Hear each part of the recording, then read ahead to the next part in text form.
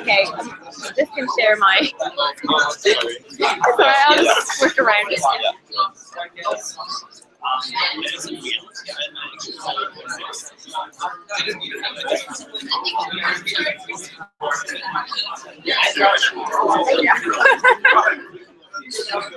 Come on, I was on the phone.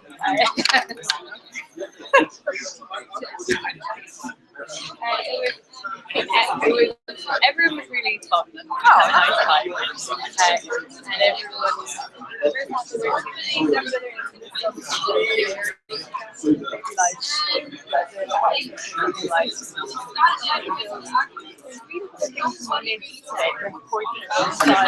but the other stuff, well, that's not. But it was like, yeah, let's go. Come on. I don't mind that you don't have your phone. We're at 16:20 right now. You guys first prop, are you?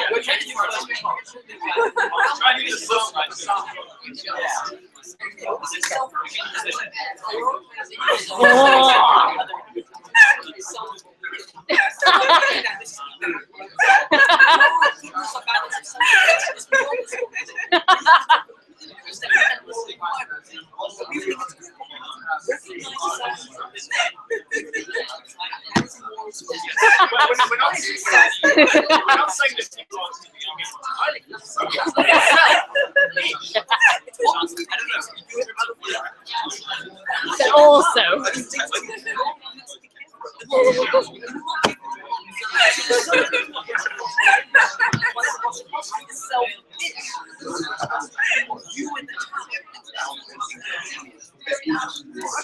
shut up. Yeah, I did.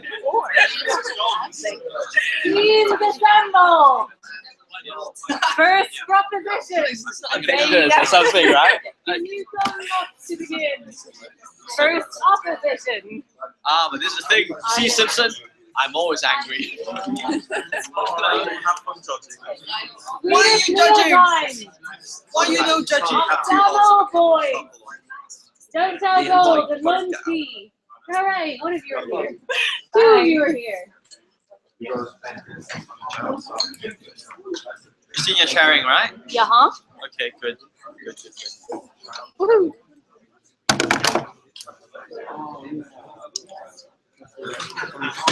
I hope they do that definition and you all just groan.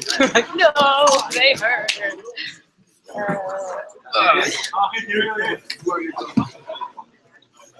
And everyone on board is disqualified. Qualifying closing opposition because you're 2 minutes late. Yeah, You're fine. yeah. I think we picked our swing team. No. Oh yeah, I wouldn't mind. Yeah. Hi everybody, I'm Harish. He's here. Damn. Just in time to receive his wonderful. Hello. Right. Oh, it's set. Ooh. Someone timing? I don't know because I lost my stopwatch. Really bad timer. I know, I shouldn't have said okay, but like, but I know that Stella has an app on him, so I'm sorry to rat you out like that, but I know you do. You know, you made yourself available.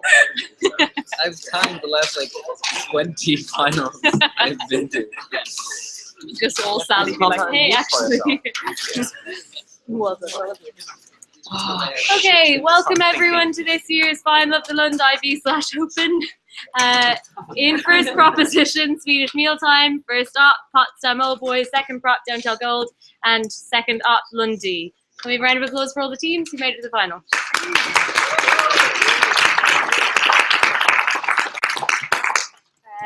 Everything will be as you would expect. There will be claps and bangs in the appropriate places. Please, everyone, can you be mannerly to each other? Audience members, you can show your appreciation, but you could do it in a way that makes us be able to hear the speakers. So maybe save your applause to between the speeches as opposed to during them, if that would be all right. Are there any questions? Cool. Then best of luck, and I call on the Prime Minister to open the case that stands in their name.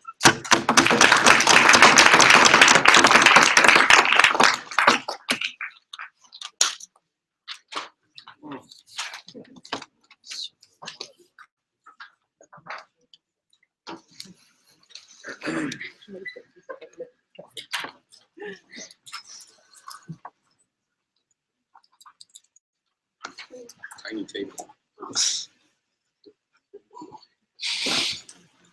Sorry.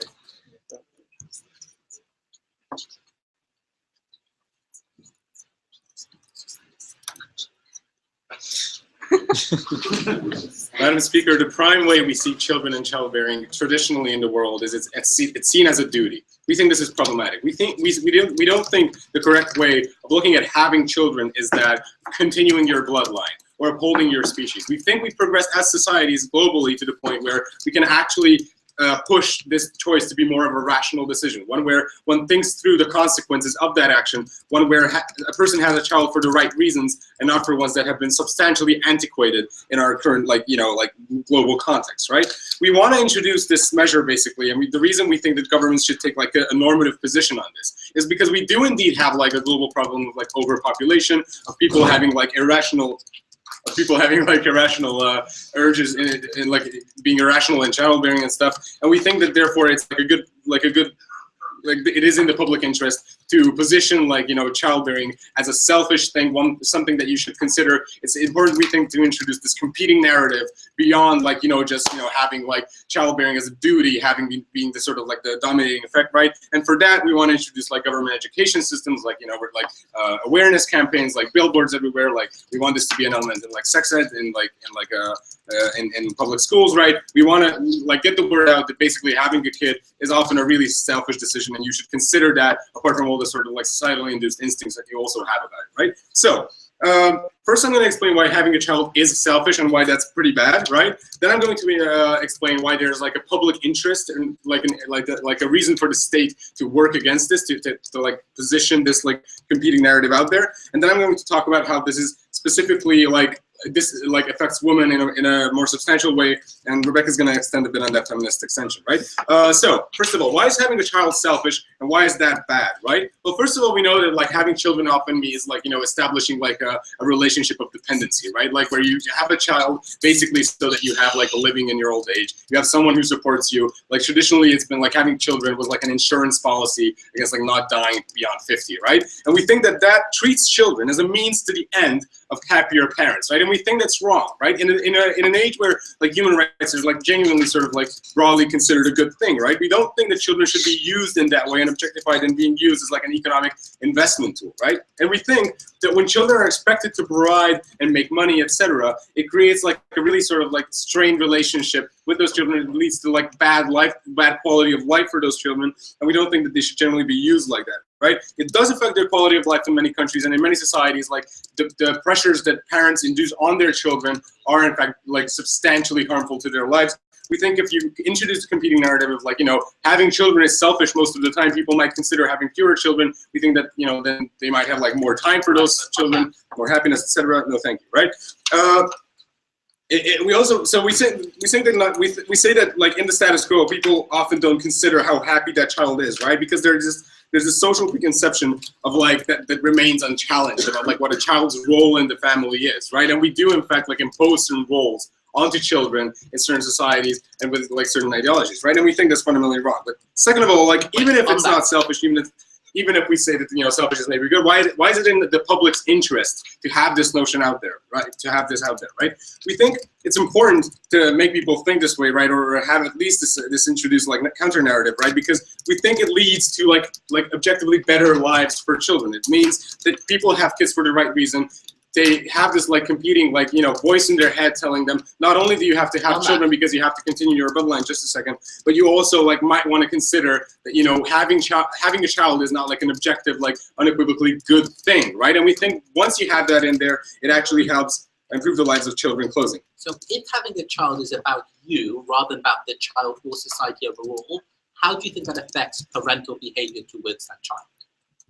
Well, we're not like terrifically like we're not experts on like how parents treat their children when they only have 1 and 2. We do know, however, that like pretty like obviously there's going to be more attention paid to like one child, and we do know that by introducing this, you do in fact like counteract certain norms, such as, you know, like having a 3rd child is good, because then once the first one gets married to that other rich family and the second one goes into business, you've got the 3rd one that stays home, right? That's the kind of thing that we want to combat. That's what we want to counterbalance here, right? So we do think that having fewer children will lead, like generally in very divergent societies, to having like better lives for those children, right? And we want people to think through that decision, because number 2, we want to have this this competing narrative be there, and we want people to consider things other than their sort of like social preconceptions, right? We think if the quality of the decision is that much better, is enhanced by this, you know, like extra perspective that we've introduced, the quality of the outcomes is substantially better, right? And we think that the overall happiness of a family unit increases, perhaps in many cases, with fewer but more cherished children. And we think that that's something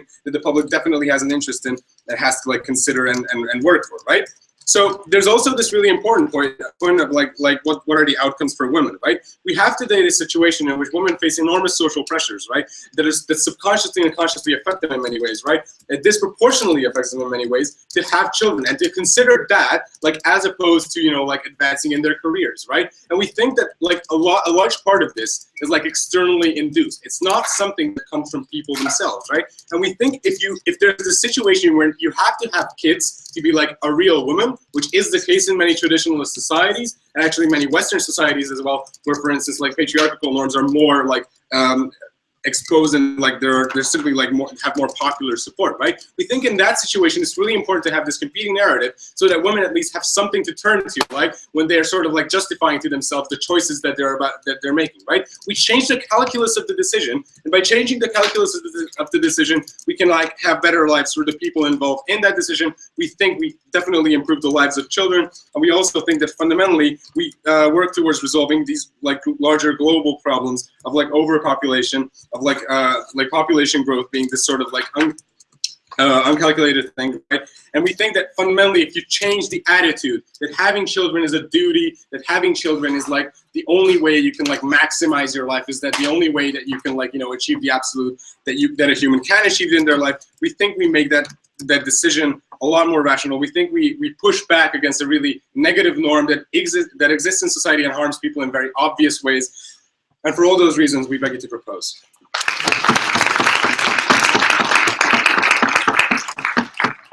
I'd like to thank that speaker for their fine speech, and call on the Leader of the Opposition.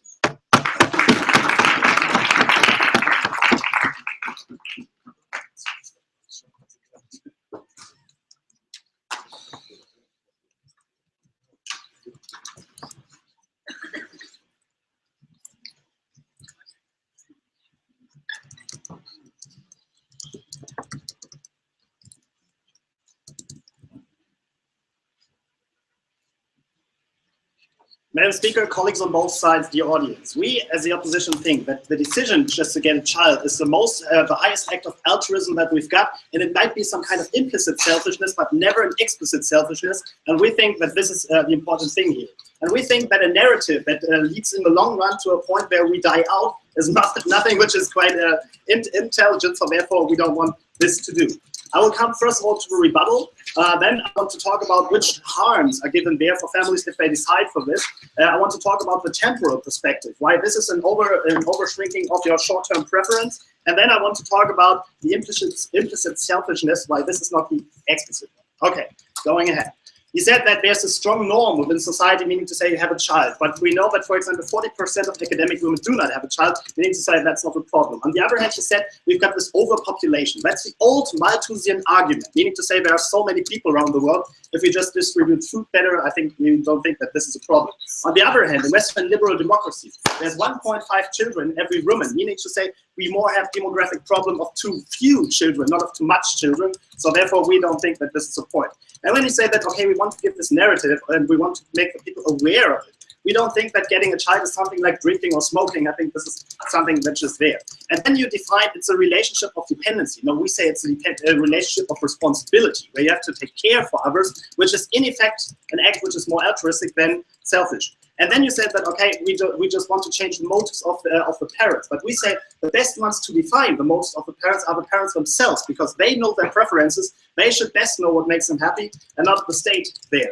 And the other point was that you were a bit unclear, meaning to say, okay, will they be happy or not? The point is, for sure, the parents have the projection. They just want a child to be happy. And therefore, in an indirect manner, they are a bit happy themselves. But the point is that the happiness directly goes to the other person, not directly to yourself, which we think is the point. And there was one interesting argument claiming that, okay, the burden is among the women. Okay, maybe.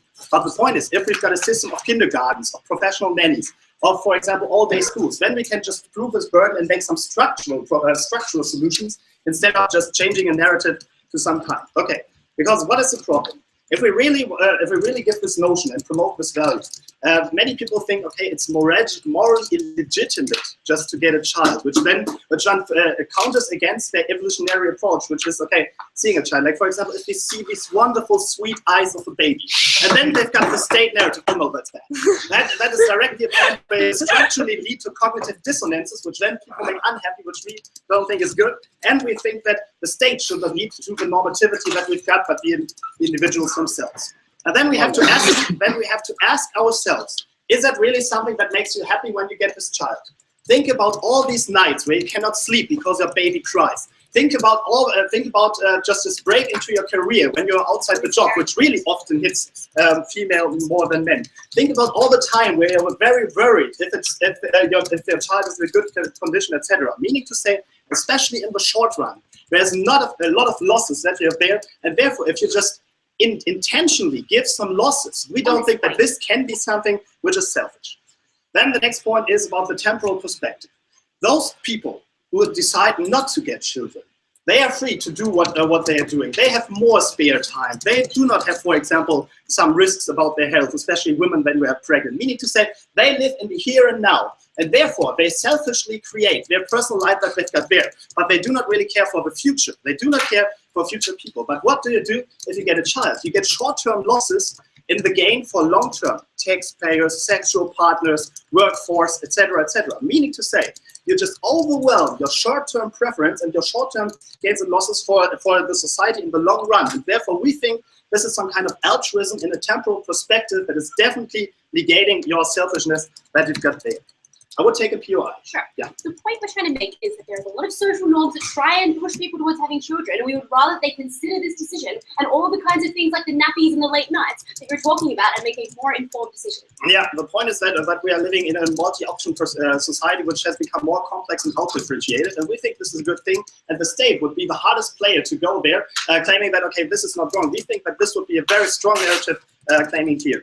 The point is, we don't see that the will, which is by projection, to make other people happy is something which is selfish. I mean, the point is you will feel yourself better, okay. That's a point where it might be in this direction, but the point is, in the long run, you just create the higher purpose for another person, meaning to say you don't care primarily for yourself, but for others, and therefore it can only be some kind of implicit selfishness, which we think is not in any case morally unjust, etc., and therefore we cannot make this promotion.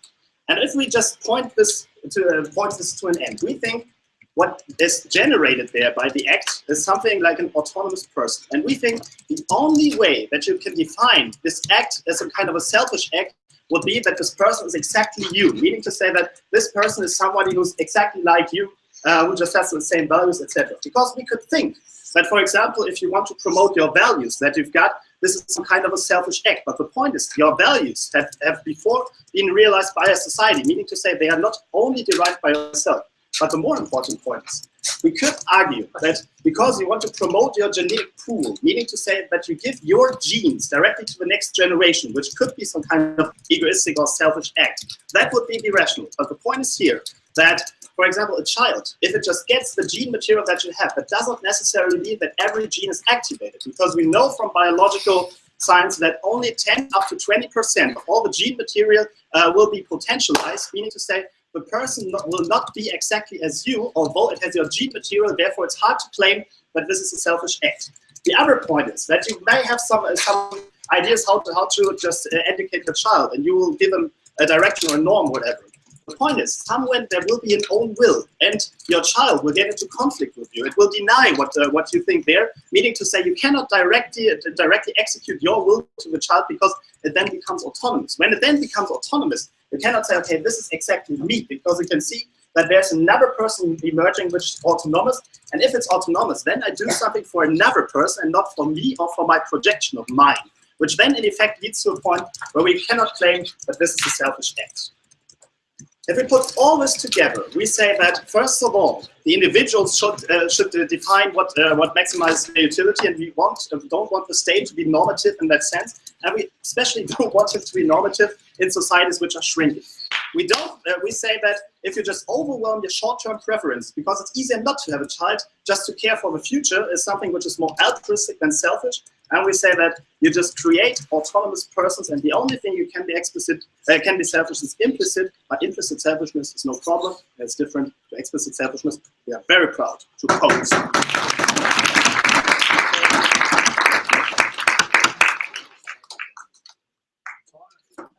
I'd like to thank that speaker for their fine speech and call on the Deputy Prime Minister.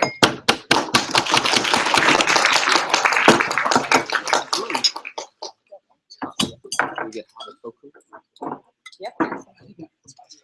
It's not water, it's vodka.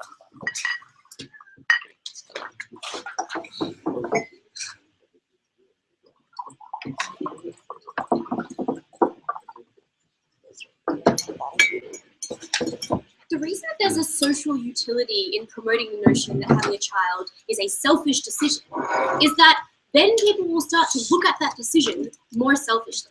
Then I, as a woman, when I try to decide if I want to have that child, consider the impact that child will have on my life. Yes, including the late nights and the dirty nappies, right? And yes, including the fact that I'm going to have to take that child to daycare and not spend as much time with it and have to give up part of my career options for that child. I will consider those things as the effect that they have on me and my life and my potential for the future, right? And make a decision on that basis rather than succumbing to some kind of like amorphous notion of the social norms, the pressures of my family, the pressures of the fact that I might feel like I have a duty to carry on my family bloodline, right? That's what we think is so important in this debate, is that first of all, right, we are now going to have better qualities of decisions and better consent to having children in the first place. We think that this is going to have a number of byproducts of good outcomes, being namely better outcomes for women, and also second of all, right, like probably in some contexts, less children, which we think would also have a really useful impact, right? Most of those kinds of public interest outcomes we talked about simply weren't engaged with by the opposition.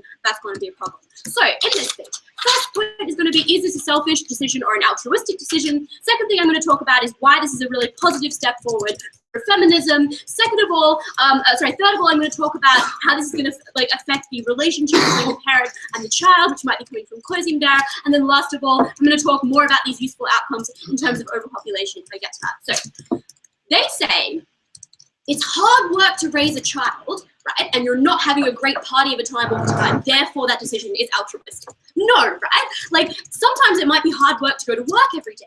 That doesn't mean that that's not a selfish decision that I'm making in going to work, because I'm ultimately striving towards an outcome that I want at the end of the day, right? So if you're making that selfish decision to say, I don't want to grow old alone, I want to have someone to support me in my old age, I want to be part of fulfill the duty that I think exists there, that is still a selfish decision, right? The next thing that they say though is that, well, once you've had that child, it then develops into a separate autonomous entity which you then care for, and because you're caring for that child, that also means that it's an altruistic decision. Now, at this point, we need to make a distinction between a selfish person and a selfish act, right? We are not saying that you are a selfish person if you decide to have a child. We are saying that the activity of at the point at which you decide to have that child, that is a selfish decision. Obviously, when you have that child, you're going to continue to care for that child in a non-selfish manner, right? That's what all parents do. That doesn't mean that the initial decision of deciding to have that child is not a selfish one, as Aaron explained to you really well. And then they say something about promoting genes and so on. We say the fact is that a lot of people actually do make this decision because they want their bloodline to carry on. We think that, especially in some cultures, maybe not this culture here, that's a really, really important thing. The idea that you have to carry on your family bloodline. We think that's also a selfish reason. So Now I'm going to talk about why we think this is a really, really like positive step forward for women. And Aaron already explained some of this, wasn't really responded to. I'm going to go into it in a little bit more depth. Right? I mean, the only response that we get is, well, 40% of women in academia don't have children, therefore there is no social norm that women have to have children. Like, right? Like, I don't even know if that statistic's true, even if it is, that is not a rebuttal. Okay? The reality is that yes, there is a social norm. It's continued for hundreds of years. It's probably one of the most like oppressive factors that exists on womankind. And we think if we can do something to change that, we're probably actually like getting a benefit on our side of the house. Why is that, right? We think that like right now all the pressures that exist on women, they exist on all individuals in society, but exist to a greater extent on women, are the fact that you feel like you have a duty to have that child. You feel like it's very much bound up in your identity that you're going to have that child. When you have like your your great aunt asking you about your like, I don't know, ticking body clock and your childbearing hips and like when you're going to have your children, for God's sake, you even got hormones that are telling you that you need to have children, right? Given all of these factors, how is it possible to make a non-coercive decision about whether or not you want to have that child? It's very, very difficult. That's why we think that like state kind of messaging and this kind of public campaign that we're talking about to say that this is a selfish decision, therefore you should consider what that decision means to you before you make it, is actually like a really positive way of combating these social norms, right? We think that once you promote the idea that this isn't a decision that you're doing for other people, but rather one for yourself, that is when you're going to start to like think about rationally concluding that it's the right thing for you before you actually like take this decision, right? And we said it like not to say that it's a morally bad decision, but that it's one that you should consider before you actually take it. So what's the impact of that, right? We think it means that when women are like less likely to have children sometimes when it's like not the right thing for them, they're able to have better access to education, a better career at times. They're then also more empowered in family discussions. When the family says you need to have a child for the sake of the family, you can say, no, this is a selfish decision. Look at these like societal norms that are happening. This is going to start to change the way that like that discussion actually occurs, empowers women in that discussion. We think that also, I'll take you in a second, is like especially true in the developing world, but also in Western liberal democracies, where there's like kind of this kind of like social discourse thing about the fact that you have to balance your career and your child. We think that like we should say that no, actually the child is an added extra that you can like opt into if you consent to that, and that's really important. Do you think the majority of women, even with this new discourse, will still choose to have women, or at least a substantial minority?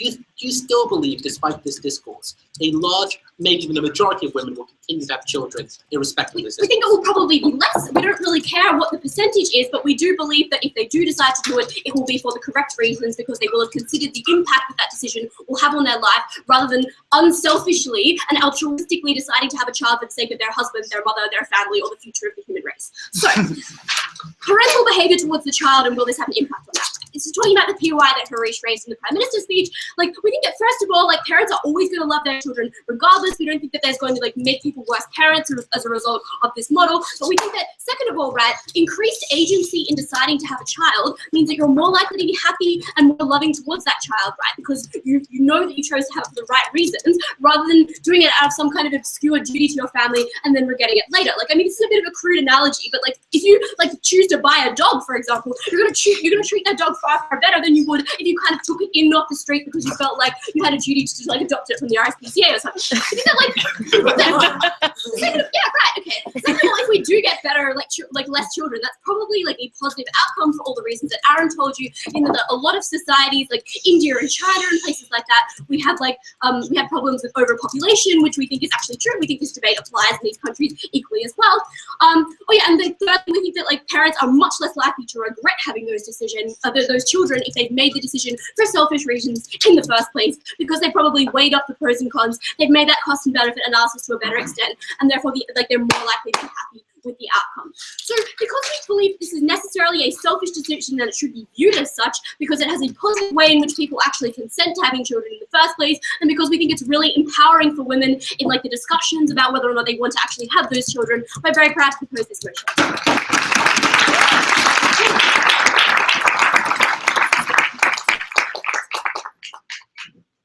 I'd like to thank that speaker for the fine speech and call on the Deputy Leader of the Opposition.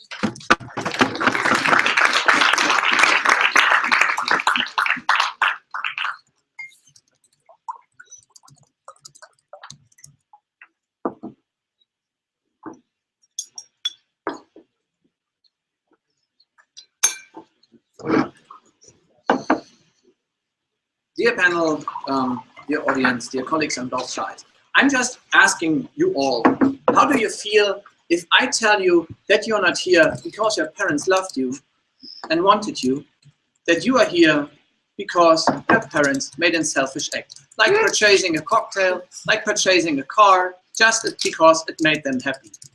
How do you feel? And this is the central point. You wouldn't feel as an autonomous person. You would feel like a car that's treating like an object. Moritz has brought to you what makes people free, to become self-actualized, to become an autonomous person. We believe that this narrative of it is a selfish act, so something you do for yourself, is the wrong narrative that hurts every one of us, even those who are born now.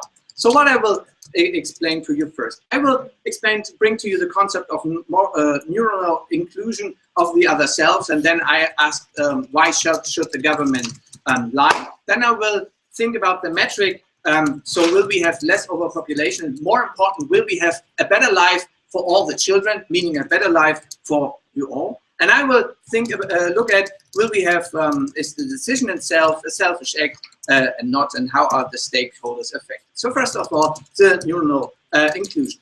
So every one of us has a neural representation of ourselves. So if I put you into a magnetic scanner and you think about yourself, you see a certain area of your brain is blooming. That means you have a reduced model of yourself. So with that reduced model, you know, I like that cocktail, I like to buy that car, I like to do those studies, etc. And by that reduced model of yourself, you always, you have your preferences, where you measure, I will do that, or I will do that. So what happens if you have a child? You don't only have to consider your own luck, but you have to consider someone else's luck. Because look into the eyes of your baby. Seeing it smiling, saying the first word of mama or papa, this makes you happy. What does it mean? It means you have to include into the representation of yourself another person. So, and by the sheer neuronal act, so if I put you into the magnetic scanner and tell you, think about your baby, another area in your brain will gloom. That means that what they promote is simply a lie. You do not think about yourself anymore, you think about someone else. So, and now the question is, will we have, and this is what they brought us, will we have a better life for children? And we will say, no, it is not. First of all, I have brought to you that it's not a selfish act. Then we have to point is, will we have better mothers? So will we have, is it better for women? And we will say no. What happens if we have the notion of that it's a selfish act? What is the problem? Because nowadays it's you think it's wrong that if it said it is a duty. But if it's a duty for someone, we at least as society have the narrative, okay, if someone has to carry a duty and a burden, we help themselves. But if it's a selfish act and someone has a child, maybe the person did not want to or has not the resources anymore, then we as a society have the easy narrative and say, it's your own fault. You have been selfish. We don't help and support you anymore. Yes, maybe it is not so good if it's seen as a duty, but if it's seen as a selfish act, and we see that in many, many countries and many, many centuries where women were left alone because it was said it was a selfish act that you slept with someone, and now it's a selfish act that you have a child. So we believe this is much worse. So because you have the wrong narrative on that, so the whole feminism point doesn't stand. So now we go into the question, is the decision of itself a selfish act? Because that is what you distinguish between the selfish person and the selfish act. And we say no. First of all, think about the person who thinks about themselves not having a child. What do they think? They have that neuronal representation of themselves and they project it into the future. They see themselves as mother and they measure, will I be happy if I have to be up late? Will I be happy with less sleep but maybe a baby smile? And they envision themselves and say, no, it's not enough for me.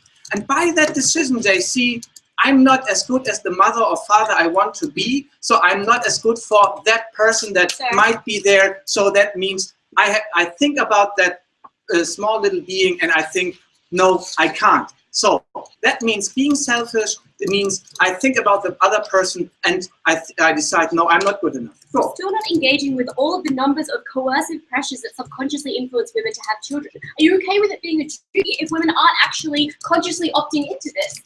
The point is, we still have to, we still make it a rational decision, but also we say, okay, we want to support you if you have something on that. If you change it from duty to it is selfish, then we as a society, as I have explained to you, we have the easy narrative to opt out of supporting you, and that means you have less support, and your whole feminism point and have self-agency doesn't work anymore. And now think about if someone decides to have a child. So now they project themselves into the future and they weigh up. Okay, I cannot be out anymore so late, but I will have maybe a baby smile instead. And I really am happy about caring for someone else. So that means I'm envisioning myself as a not selfish person, perceiving the lack of another small being. And we say, this is not selfish at all. So now we have the stakeholder analysis. Will we have a better life for children? I already asked you, do you feel better if you know that your parents just had you made like a car? I don't think so. Because I want, and Moritz has brought that to you, what makes us human is the capability of making our own decisions, being an autonomous person that's responsible for ourselves and for others. So as the decision of being a parent is a responsible decision I make for myself and for the future human being. And I want to have that as a child. And if with that selfish notion, it's very easy also for parents to say, okay, if that child is for me, I can project my genes on that child. I can put all the pressure that you think is wrong. I have a much more easier narrative to put on them. So how it affects the parents? We have three: the selfish one, the one in the middle, and the ones who really want to have autonomous persons. The parents who are very, very selfish, they don't have the counter narrative to not project their dreams anymore. So they now project them into the child and make them very unautonomous. The ones in the middle, they are pushed into being more selfish, and the ones who want to have an autonomous child, they have to counter-argue against that narrative that their child is for themselves. So that's why we believe most of you are here because your parents loved you and not because your parents were selfish. That's why we believe this is wrong. Thank you very much.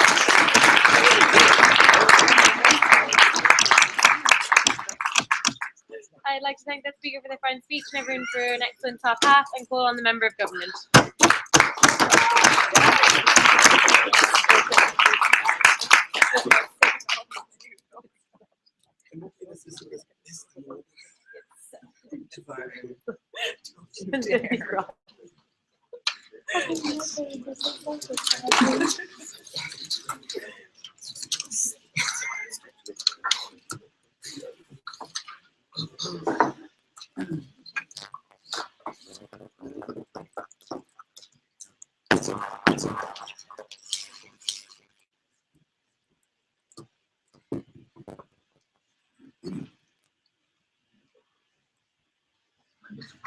Justin Bieber flag. Okay, so open governments have rightly identified two problems in society today with the expectation that you should have children respectively: overpopulation and women. What we're going to do from closing government explain to you exactly how this works out. On overpopulation, firstly, in terms of how it traps certain people in poverty traps in specific families. We have large families, as opposed to having one child in that family who's concentrated resources upon, and can often break out or cause these poverty cycle. Secondly, we'll talk about the macro level effect of having significant numbers of people in society, more though, and why if there are less people in society, we have more resources for fewer people, and the quality of life for everyone will be better. In the second part of the extension, I'm going to talk about women, and what I'm going to do is characterize, firstly, who these women are, what kind of pressures they face, but very specifically, I will talk about the nature of individual decision-making and how it works in a world where you're facing competing social pressures. I'll add more benefits to it from the top. All of us will integrate it. Up in one thing straight away. So opening op's claim is that this will create a cognitive dissonance for people at the point where they're told that it's selfish for you to have a child. What this misses is that, firstly, this debate doesn't occur in a vacuum. This message doesn't come out in a vacuum. It comes out in a world where there are significant, already established, long-term expectations about women to have children, or generally people in society to have children. The second thing is they look at the blue eyes of that child and feel a considers. Probably not. You probably adore the beauty of that child and realize you're not actually something selfish. You've brought something beautiful into the world. So that, like, you're not going to be brainwashed by the state, by this message. You're just going to say, like, here's how I feel. Okay, this is now this counter narrative. I still feel like I love my child. I'm doing a good thing for everyone and for the child itself. So that really doesn't stand in this space. That's why I'm integrated. So firstly, on the problems of overpopulation. Look, here's how it really affects. We contend on the side of the house there will be smaller families. Why is that? We say that many women will still want to have children despite this message. There's a strong biological instinct to reproduce, but also there's the case that you think that your life will be more fulfilled if you do have a child. No matter how much the state tells you that as it's a selfish thing, you just know, right? You're a clever individual, and you know it would be nice to have someone you can care for, you can continue your family life. So we think people will have one child on our side of the house more. Will they have more children? Probably not.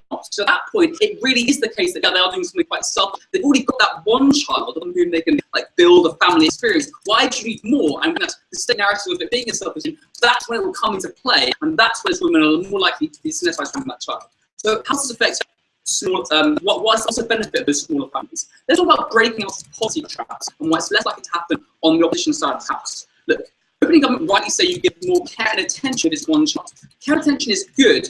Resources are most important. At least on our side of the house, if you have one child, you're more likely to be able to please it down. You're more likely to invest all of your resources, or the majority of your resources, on that one child. All that means is doing things like saving up for the education for that one child to put them into a much better school. I think if you're a bigger family, it's less likely you can pool that capital into one individual. It's less likely those, say, 3 children you have are going to achieve the significant benefits that one child would attain. I think that's really important for breaking up the poverty traps. Many people who have skills and talents and abilities, but what their families do, they have this coercive pressure from having lots of children, which women are expected to do, and they all suffer as a result. I think it's especially if one of them can have that resources invested into them. The second issue is tiger parenting. I know who reaches to stand up here and explain why it's so bad that you're the one child and everyone, and you'll be pressurized to be. We think that's a great thing, ladies and gentlemen. We think the problem with many families is that they have lots of children, but no one child is pushed to be the best person they possibly can be. At the point where parents knows that child is the one they have, we think that people who would otherwise not invest significantly in the educational class, they're spread out over so many children, they now will push that child harder. That's a really important thing in terms of encouraging aspiration. When I did this down, encouraging aspiration amongst kids who might otherwise be encouraged because their parents hedge. They take a bet they'll have lots of children and one of them will feel good. They now will push that child more, and that will be a good thing for that individual. But that kid will be more successful, and also because they'll help their family. Second issue on overpopulation. What's the macro level effects? What do we think on this effect?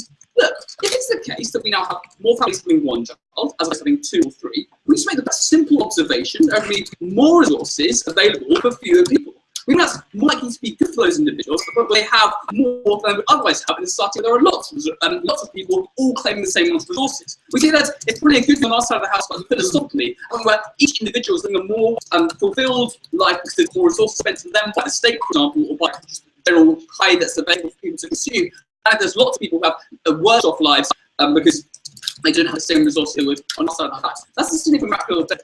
The second issue of this is consider the nature of consumerism in our capitalist society. It really is relatively unsustainable. Every individual thinks they have the right to make a claim upon the resources of the world. So all they care about is their individual experience, how much they enjoy, how good they are, how great their life is. People don't really care about distant third-party harms or the effect on future behaviour, the effects on future individuals by consumption decisions. That's the problem with having lots of people in the world. Everyone thinks they have that entitlement. They like to use up those resources. At least a significant long-term amount. We'd like to plan it more quickly. At least on our side, individuals who are who feel that same entitlement. There's just less of them doing the same thing, causing the same kind of destruction. I think it's more sustainable for the human race to have meaningful lives, but probably there are less of us. It will happen longer, but each individual from a better life experience, and there are lots of them having worse life experiences. It's pretty philosophical, very tactic. Onward. Okay, so opening up like right. The correct is that this helps. Let's characterize this important. So maybe religious women will see the state message, but they'll still be encouraged to have children, and they'll probably continue to do so. What this affects is that group of women who do feel that coercive pressure to have a child. And the idea is this: your life is only complete at the point where you've got to that stage where you've had a child. That's to say, only successful conception of what it means to be a successful woman is that where you reach that child status. And here's how decision making at an individual level works. This is an important extension from top up. This is this. Look, we are social animals. We care significantly about how others perceive our actions. We want to be accepted within our society. The problem for many women, they lose that feeling of acceptance. They feel stigmatized. They feel otherized, but they're not conforming with the dominant social narrative. We create a counter narrative which gives the conceptual ability to say, no, that's not what I want to pursue. What are the benefits of these women? Twofold. Becoming a mother often traps you into motherhood. It gets worse when you have more children. Recognize that I have one child, I go through pregnancy, I have to look after that child, and I must leave work, I go back to my job. I thought the expectation of me is to have several children. I consistently go through that process. I have to go leave my job again, go back to maternity leave. And becoming a mother is something that traps me. I can no longer be the woman that I was at the point where I become a mother, and I have to keep coming in. When I have 7 children, my resources have to be spread out amongst all those children. There's less for me as a woman to continue I was before I became a mother. That's really important and powerful for those women. So here's how this debate works. We should be closing up the real impacts of overpopulation like bad, both for individual families breaking up poverty traps and some of the macro levels. We've also told you how individual decision-making works by women, a link which is missing from the heart. We explain the really important benefits. I'd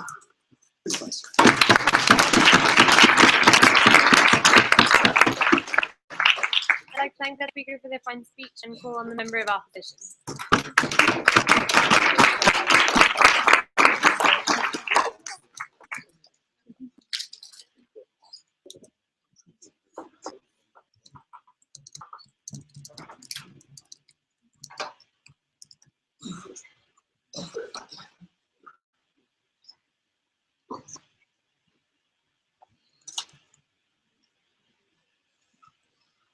So government believes that you need to counteract the idea that childbearing is a duty, and instead you should believe that's something you should do for your own good and happiness. We in opposition think it's rather bad to treat children as consumption good.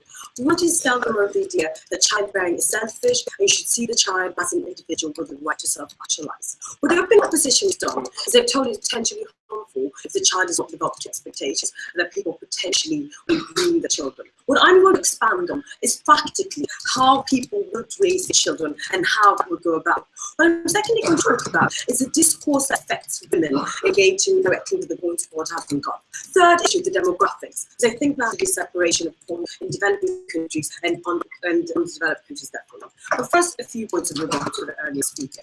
So it says, well, there's lots of overpopulation, and it's better than that people have just one child in developing countries who they can concentrate their resources on. That's the first point to make. I think we have to look at the context of this so-called overpopulation that he's claiming exists. Where we have countries like India, Bangladesh, for example, in the context there, it will not make sense having only one child. The structure that these families operate in are usually farming. It's the way you need workers. Then you have first, second, third child working on your farm. Then if you want to concentrate resources, by the fact that you have your children working and gaining basic economic benefit, that allows you to concentrate economic revenue and make on a fourth child if you want to send them to university education. So we don't think necessarily that stands. Secondly, we heard from them, with smaller families, you have smaller families, this policy, you're making it a selfish decision. Once again, let's distinguish, is that a beneficial thing in developing countries? Not necessarily. Is it a beneficial thing in developed countries?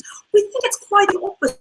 The majority of developed countries suffer from underpopulation with negative birth rates. They actually need to have more children. There's no inherent value in them having less children. When we see demographic structures, meaning that several countries will probably not be able to have pension payments in the long run. We think that's massively harmful, and you need to engage in that.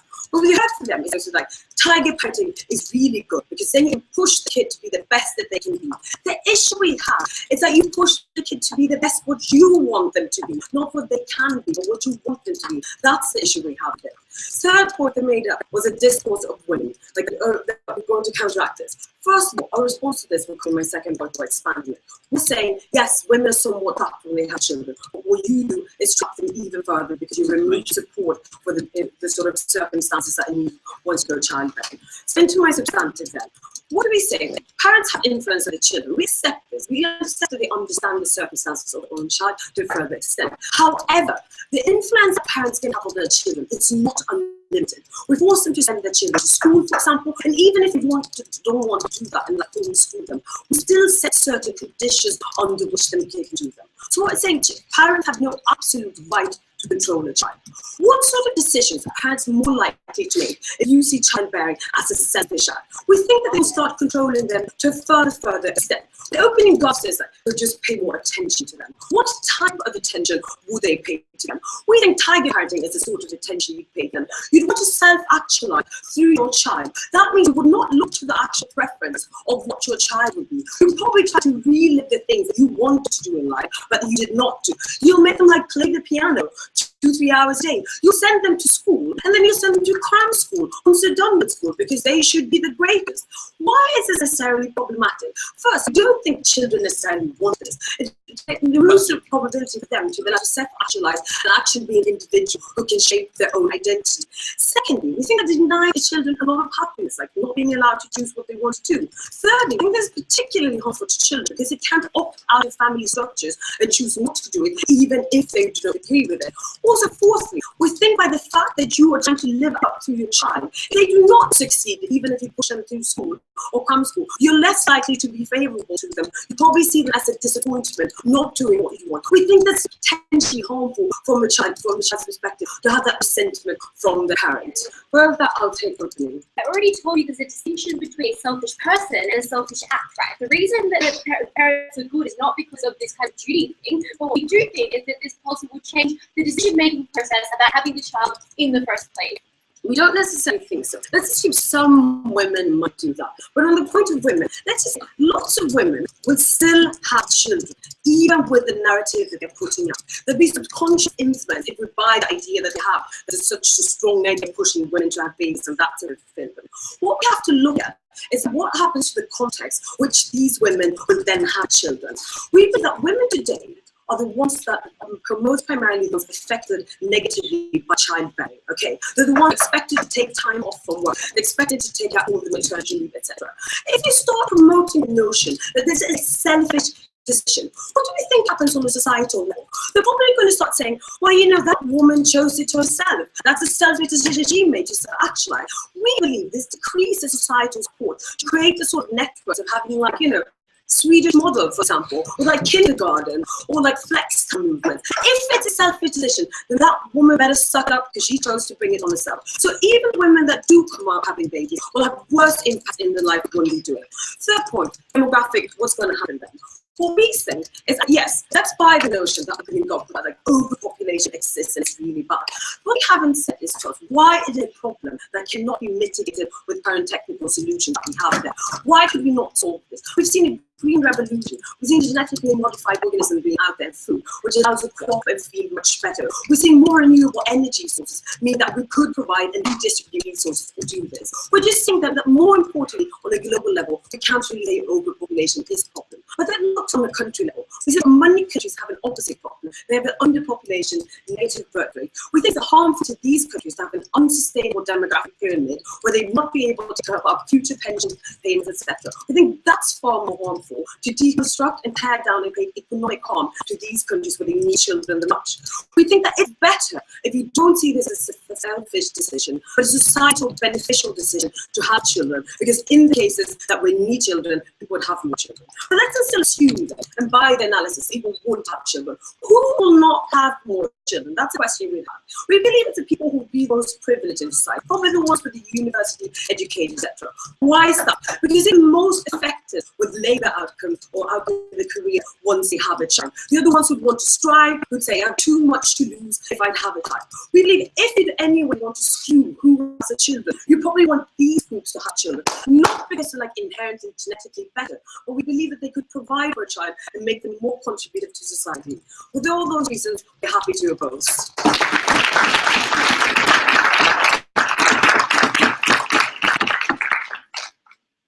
I'd like to thank our speaker for their fine speech and call on the proposition with.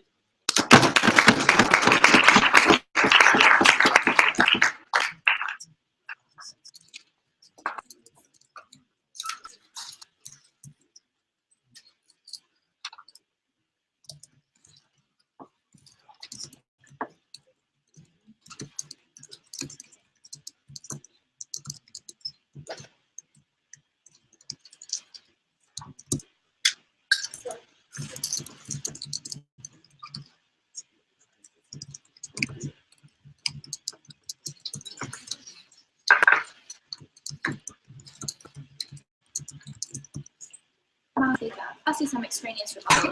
Then I'm going to go on to talk about how on the opposition side, they massively miss the characterization that they got you. They have no nuance in talking about the kind of groups of people this will affect and sort of just generalize how women are going to act, which is not true.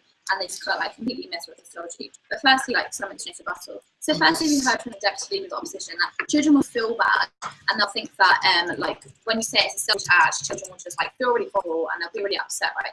I actually think that I'm actually much more likely to lie my parents if they say like, we had you because we really loved you, right? Despite what the state told you, I really wanted you, rather than like for selfish reasons, rather than saying that, but yeah, society told me to do it. I thought it'd be like beneficial to like future society and they would like get a good job, right? I think it's like more likely that if my parents said we really, really love you, I think that's better, right? So now talking like some more about it. So Amelia said that in developing countries, when you need like 10 children to work on your farm, that's really, really important to you.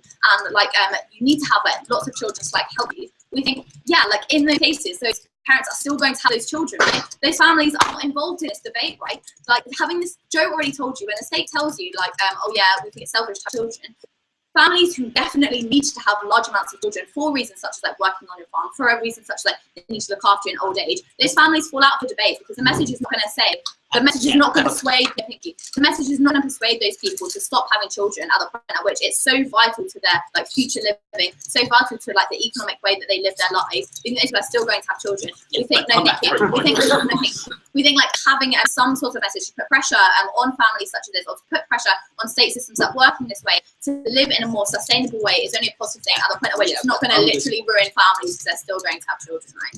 So next I'm going to talk about like tiger parenting and like self-actualization that we heard from Amelia, which directly clashes with what Joe brought you. So Amelia said no thank you, that now like tiger parents are going to like be really, really horrible to children and like there's going to be massive psychological harm to that child, right? We think that the extreme type of tiger parenting that she is characterizing is not nuanced enough, right? Those tiger parents are still going to be tiger parents whether they have 1 children or 6 children. That's still going to exist. Like a relatively standard parent who wants their child to do well, but like it's not going to push them really, really far, but will do quite a lot to help them, right? We think that that's the kind of parent that we're talking about in this debate, right? Those type of parents, if they have like 1 less child, now they're more likely to divert, no thank you, like their time and their resources to that child. They're more likely to sit down with that child and say like, oh yeah, what homework did you get from school today? How can I help you with that? They're more likely to like read to their child at night, whatever. We think that all of these things that Joe told you is now much more likely to get that child a good life. That child is more likely to get a good job. They're more likely to do like succeed in school. They're more likely to succeed in education. We think like this crazy tiger parenting thing, it's not going to happen. No, thank you. We think that like a standard parent is not now going to say, oh yeah, I've got 1 less child, I'm going to go crazy on that 1 child. Like tiger parents will always be tiger parents. Now standard parents that most of you guys like understand as parents, now they just like have a bit more time, a bit more resources to spend on that child. Like they just like mischaracterized and didn't like address the nuance of that debate, which when Joe told you, no thank you, that therefore now like more children have a better life, like greater utilitarian good, they didn't address that, no thank you. When they did address that, they said that like in terms of overpopulation, we're going to have like more technology and more resources, and that's going to like apparently mitigate or like have the same benefits that Joe brought you about having like better society. We think at the point at which you have greater technology, no thank you, and like more resources in society, at the point at which you don't have the message that says overpopulation is a bad thing, people are just going to have even more and more children. See the status quo as it's happened in like the whole world, like as resources get more, people have more children, right? We think that what's just going to happen is you have more technology, you have more resources, it's just going to continue to be spread very thinly, right? What the greater technology, no thank you, the greater technology that we heard about from Amelia does not like get rid of the problem, or like does not have the same benefit that we have when you send the message that having children is selfish, and therefore it's better to spread your resources like more concentrated, like on 1 person, and like all of Joe's stuff about the benefits of that and how have like I'll take you in 1 second. All of Joe's stuff about the benefits of having like resources concentrated into like fewer people and like just the greater benefits to society, the greater benefits to individuals that didn't get responded to. I'll take closer. So your problem with the poverty trap is families which have a reasonable amount of resources can send their child to school and are unable to do so. Do you think that's really a good description of the poverty trap most people face in the developing world, rather than this just being out of the debate because it's a selfish position on both sides? I really don't think like the developing world is like necessarily in this debate, in the fact at the point at which people are literally just going to ignore the message that's going to happen, and it's going to be the same on both sides of the house, right? Like if the effect is nothing, then it's not here, right? We're talking about like families that this is actually going to affect, and people this is actually going to affect, right? We don't think it's our burden to show how we can make like developed families who aren't going to listen to our message like have a much better quality of life at the point which they're not affected by this message and they're not in a debate, right? So now talking about what Joe brought to you about women and identities and how that's like a plus for closing and how we win on that. So sorry, oh, one more training bit. So opening up and also closing up as well said that it's bad to tell women that this is like now a selfish thing, right? And how this actually makes our pros for women a lot worse. We refute that, right? Because they say that there's now no like political capital to like help women because you're told, oh yeah, like it's a selfish act. We refute that on two levels. Firstly, we think that under the status quo, like mothers are not seen as making like wholly rational choices to have children. And when they therefore ask for support, people say, yeah, you made like that rational choice, therefore we'll give you that support. That doesn't happen. Women are seen as like caving into just like biological desires or like because society told them to, right? I think on our side of the house, at least we say like, yeah, there were competing narratives and maybe your choice was made more rational, like see, I think opening told you that. We see that now when women have like made like better decisions, they've weighed everything up and they're competing like state message versus like biological desire. We think there's still political capital. Secondly, at the point at which like most people have children, most of the voter base will be families who have children. I think it's not legitimate to say there's no political capital to help families. Seeing as families make up like most of the population, it's still going to happen. So what did we tell you from closing in general, right?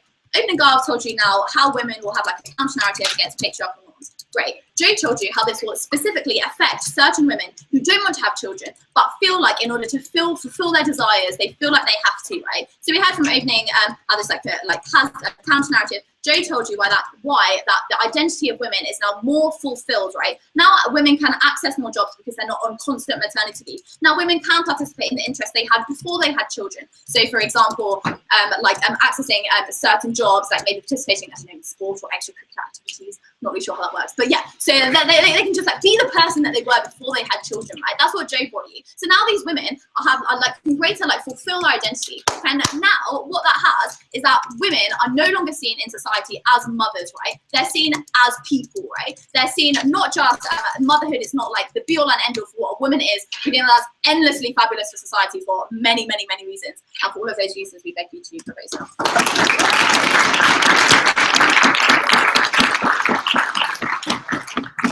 I'd like to thank that speaker for their fine speech and call on the opposition whip.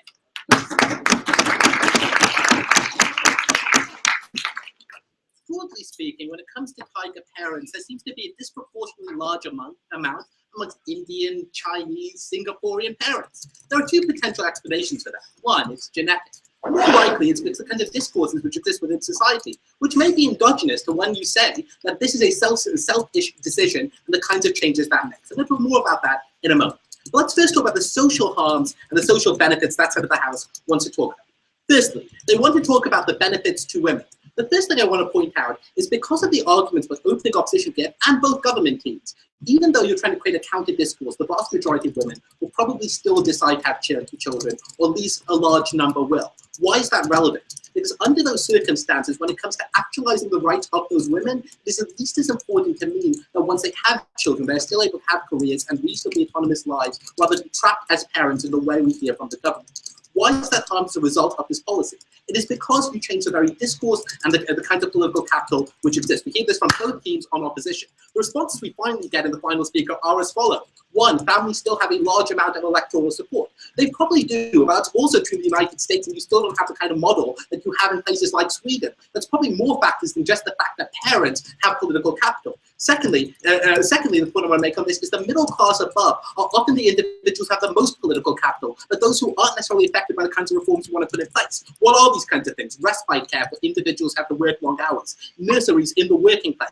We think there is far less capital and far less of the chance to get these. That is why this argument still applies to the context of the debate, and the benefits which they want to have for women, while they do exist, are probably counterbalanced by the harms we want to talk about. Secondly, they give you social problems. Firstly, they talk about the problem of overpopulation. Never fully explain why this was a problem in the context both opposition teams give you about the green revolution which occurs and the more and more efficient ways in which you can use resources. Closing government have an interesting claim on this, which is it's about the poverty trap. Interestingly, they don't think it's about the poverty trap in the developing world, which I presume we all thought the argument was about where the poverty trap actually exists, but instead about in the Western world. This is a problem for that side of the house because those are the cases where you have large welfare states, which by and large mean that individuals can still go to schools. Maybe you can't provide them all the goods they want, but definitely this harm is massively mitigated as a result. But even if you believe that argument, it would have been useful had they responded to what Amelia tells you, which I think is vital in this debate.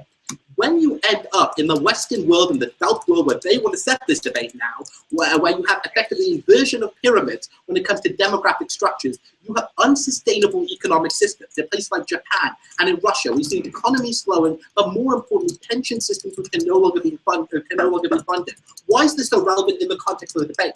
If you care about poor people, people who rely on state pensions, and you simply don't have enough workers and far too many dependents to fund them, they collapse. That's when you're in a much worse poverty trap. Old people in crisis scenarios, at least when you push the notion that there are social benefits as a result of this policy, we think that you end up with more people having children and you mitigate even if you don't eliminate this problem at all. That is vital if they want to talk about the developed world. We think it's probably about both the developing and developed world, but if it is about the developed world, that almost certainly the notion of economic collapse and people being stuck in poverty when they turn 65 or forced to work until 70 or 80 probably outweighs that. Further, as Amelia tells you, and no response, that often you end up with, even though for socially contingent factors, people who could contribute the most to society not being born at all. Why? Because the university-educated or high-educated people, those who often have the most to lose by having children, that's both men, but primarily women, often are the ones who decide not to have children. Take a look throughout the entire world where you look at the demographic realities, where people from higher incomes are often those who don't have children. Why is that harmful? Why is that harmful? We're not going to claim that these children are genetically superior. Clearly untrue, or probably untrue. But even in those circumstances, what we're going to claim is that they could provide benefits and are far less likely to do so. That's another harm in terms of economic harms in both the developed and developing world. No thanks. Let's talk about the individual decision-making process. The first thing I want to point out is the explicit discourse which I want to promote is that the reason you should have children is about you, not about society overall, not about them. Opening governments claim they have a distinction, which is there's a difference between a selfish act and a selfish person. There is, but I don't think that distinction applies in this circumstance. Why? Because it might, because once you say it is a selfish act, you often inform the reasons why people will have children exactly as that side wants to claim. And when you inform the reasons why, that probably corresponds to them changing the way they behave with those children. Why is that a problem?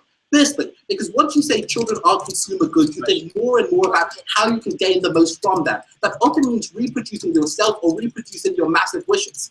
Amelia explains why we don't hear response to that. However, why is this so damaging? One, we think it's damaging when you consider what the entire point of children should be. We don't think it is ever reasonable that we consider children simply to be controlled by their parents on a principle level, not necessarily discourse level, on a principle level. Why is that true? Note on the status quo, we don't even believe that. Yes, we give parents some rights over children, broadly because we think they probably in general know what is best for their child. In the majority of circumstances, we don't.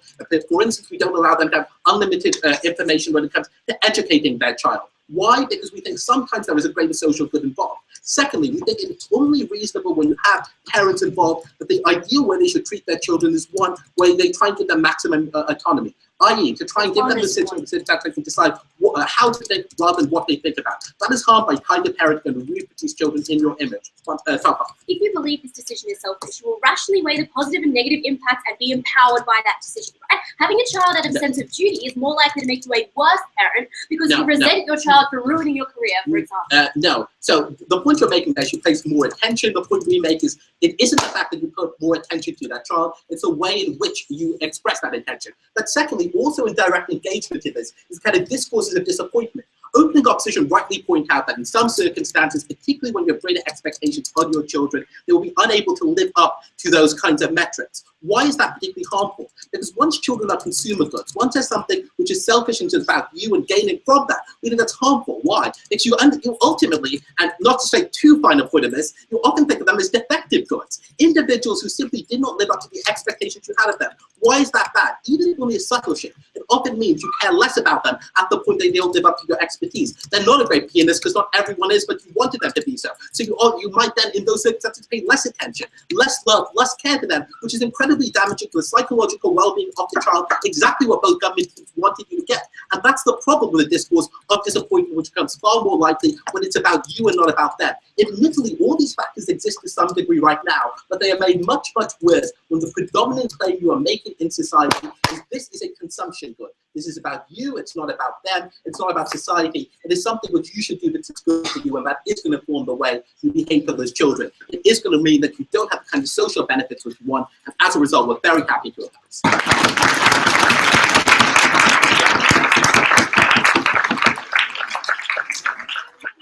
like to thank that speaker for their fine speech and everyone for a great debate. Can we have one more round of applause for all the speakers?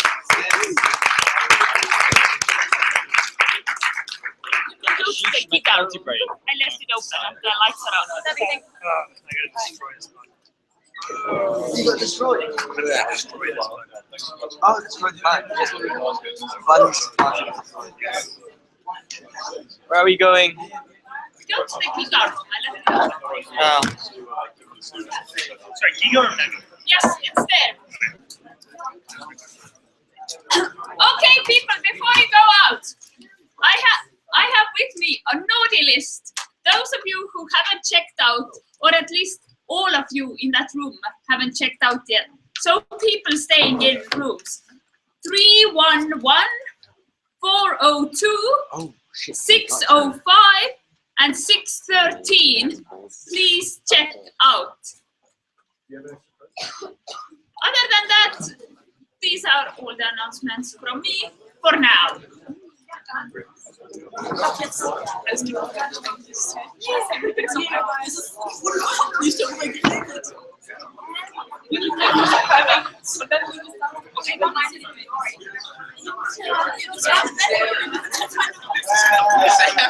Yeah.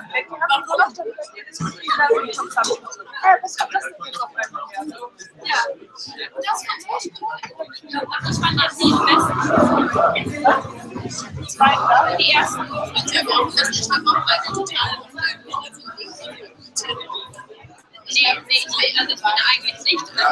Ich finde eigentlich, dass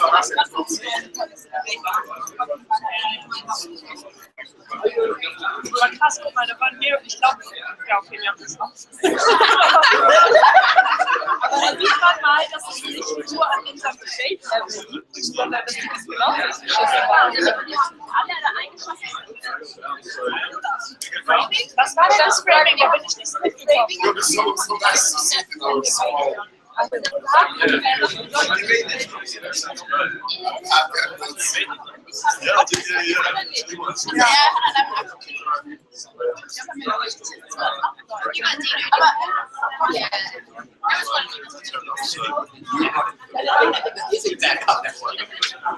really want to say it when you're going to be sorry to interrupt you.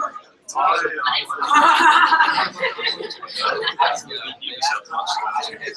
do that with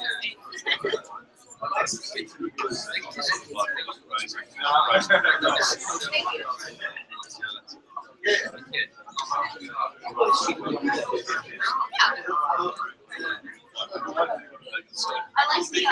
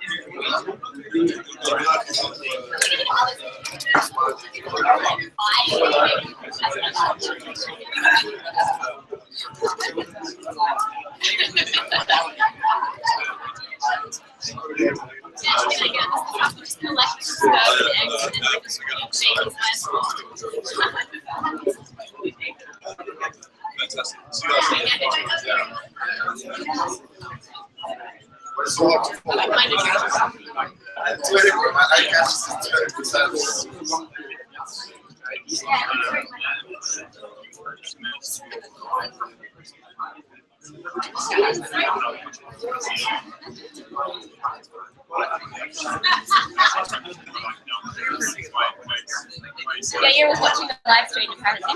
Yes. That's still on. So. We're gonna do this.